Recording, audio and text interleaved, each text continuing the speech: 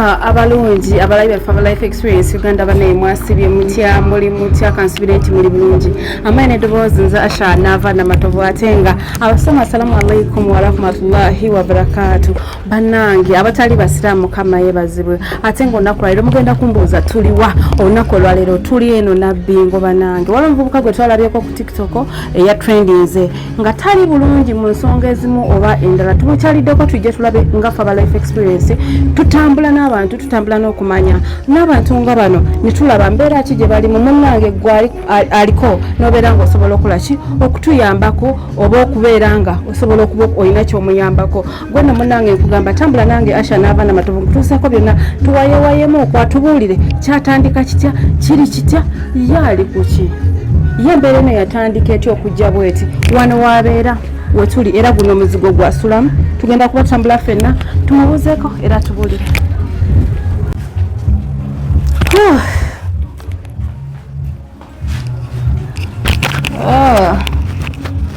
bannange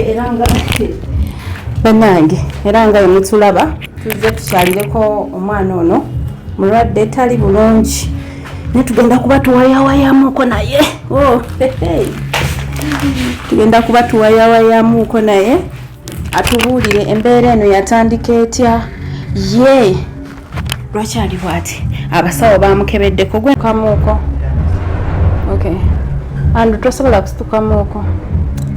ensinga ekuluma nnyo okay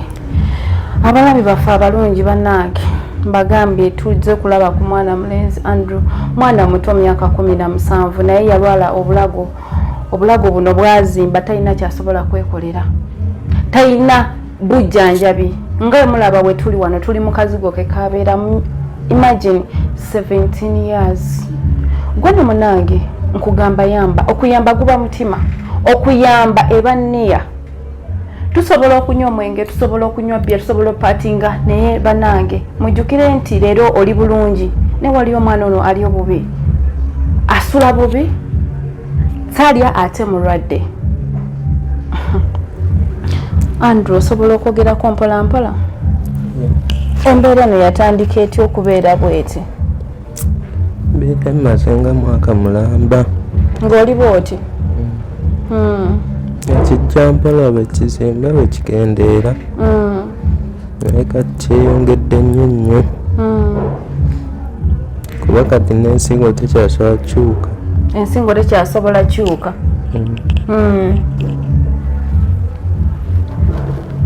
kwegamba kimaze ebbanga ddene nti nno kikuliko bbanga ki ya mwaka mulamba ng'oli mu mbeera bweti kyatandika mpola mpola nga ninamu ku mwanyi naye nga tekinkosa naye kati nga tekikukosa naye kati kyansudde wansi kyalina kyensobola kukola kati wali okola ekitegeeza nali nkola olumu naye nfuna ekyokulya kati sikyalina nakyakulya Andrew nga ggwe tolina bazadde sirina baafa bonna tolinaako waŋŋanda yenna ffenna vaayo alina muto tojjukirayo kimanyi kimu nti 40 naye simanyi kyalo oba ki oba ki kati ennyumba eno ogipangisa ngipangisa naye netuusa ekiseera ng'endemeredde landlord nansonyiwa ng'alaba ekizibu kyendiko n'akuleka kati mwagenzeeko mu ddwaliro ne bakyekinga ne balaba mbeera ki genzeeko mu ddwaliro naye babyetaaga ssente okwenyongerayo kwegamba buli lukya obulago bweyongera kuzimba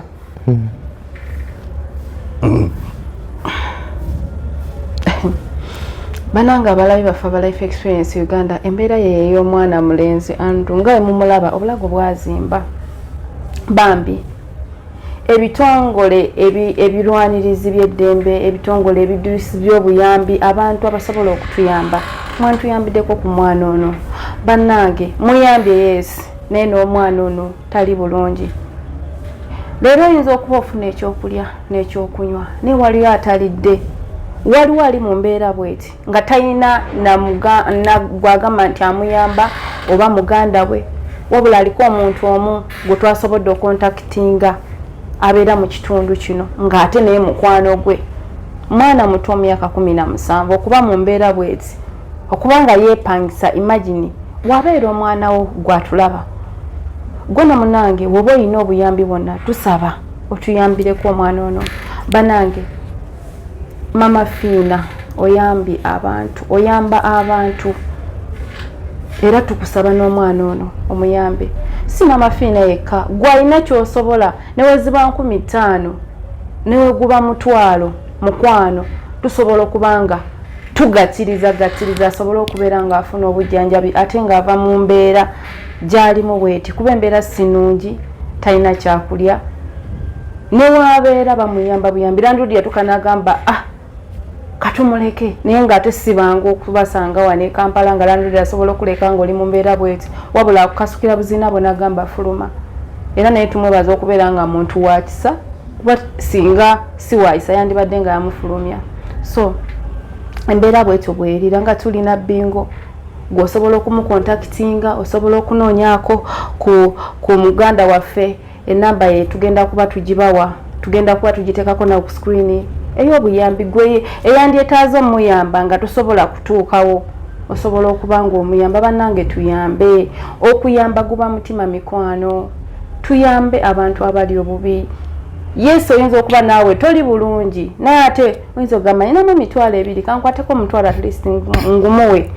Allah ayinza okuddizaawo mukwano ate ekisinga n'ekyo okuyamba guba mutima so gwe muganda wange nkugamba nti yamba abantu nga bano abatalina buyambi abatalina abayamba atalina gwagamba nti muganda wange oba kitange oba nyange kuba mwana muto bambi okubeera mu mbeera bweti nga bwetumusanze so gwe muganda wange nkugamba yamba so Andrew anje kati mu ddwaliro bakusabye sente nga mmeka si milioni nga 2 esina wa kuzijja milioni 2 imagine nga waliwo agenda okeera ku maca milioni 2 oziri mbuli banange osobola okuyamba omuntu ng'ono bambi tali bulungi akaabya amaziga kuba ekinuma mwana muto bwe yandibadde omuntu mukulu bwogamba kale ne mwana muto okubeera mu mbeera bweti milioni 2 kasaawa zino zinaavaawa yatakola muganda wange yamba kuyamba guba mutima ddala naye banange tuyambe omuntu ng'ono Andrew anje kati wabaawo abantu abeetaaza okuyamba olina essimu nga gw'omuntu oba gye tujjiddeko gye tulina okukozesa sina simu era gye mujjiddeko oyo abadde annyamba bambi mbeera sinungi n'akamu n'akatono banange si byangu bukeera ku makya nga naawe weetaaga buyambi bukeera ku makya nga waliwo omuntu guwandyetaaza okuyamba omuntu ng'ono oyinza okuba gwe gy'oli naawe toli bulungi naye mukwano okuyamba gwa mutima so katubawe enamba y'essimu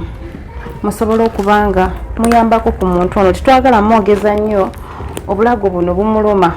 era nga tumusanze wansi nti yeebase wabula tetujja musumbuwa kubeera nga akola ki atuula kuba obulago bumuluma tasobola tuula naye nga ku namba gye musobola okuba nga muyambako musobola okukozesa mobile money ne mumuweereza eri 075 7 8 0 4 0 7 8 0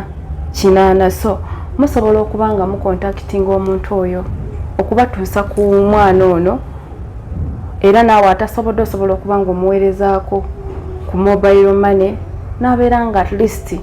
batandikiraawo. Okuyamba tekutegeeza nti buli omu atwale miliyoni 2 no. Osobola okuba nekyoyina ekitono. Weewaawo n'omuntu tumwetaaga ayina ennyingi n'agamba muwadde miliyoni 2 oba kamutwale musomese oba kamutwale mujjanjabe bw'awona muzeeyo okusomera okuba myaka 17 naye omwana okubeera ng'atandise hasolinga be bamu betugamba nti oba omwana sinti nti yadduka ewaabwe wabula obulamu bwakuliddemu bwakusagulinga agambye yavaayo ewaabwe nga muto tamanyi wabula amanyi kimu 40 tijje bamuzaala era agamba talina famire yenga omuntu nga mumulaba akazigo kalimu mukalaba embeera gyalimu mugiraba so twetaaga buyambi mikwano gwaba asobodde okumuyamba osobola okuyitako ku namba ez'essimu 0757 840 0480 osobola okuba ng'omuyamba era nga tujja kuba tweyanziza nnyo tweyanzeege mwenna abanaasobola okumuyamba. So kinoomu abantu bonna abali e Bulaaya abali e Uganda mukwano tusaba mwana ono kubeera ng'ava mu mbeera gy'alimu si nnungi wensukidde okujja bambi nange ekyankutteko buli muzadde yenna kimukwatako buli muntu yenna kyo kikwatako gwe no munnange nkugamba sigala ku Life Experience Uganda tugenda kuba tukutusaako ebirungi bingi era tugenda kuba tumufollowinga mbeera ki gyatuuseemu mbeera ki gy'alimu mbeera ki watya uwa waali gwe no munnange eyeesobola n'ateesobola kuba nze nabagamba okuyamba tolina kuba mugagga oyinza okuba olinamuuko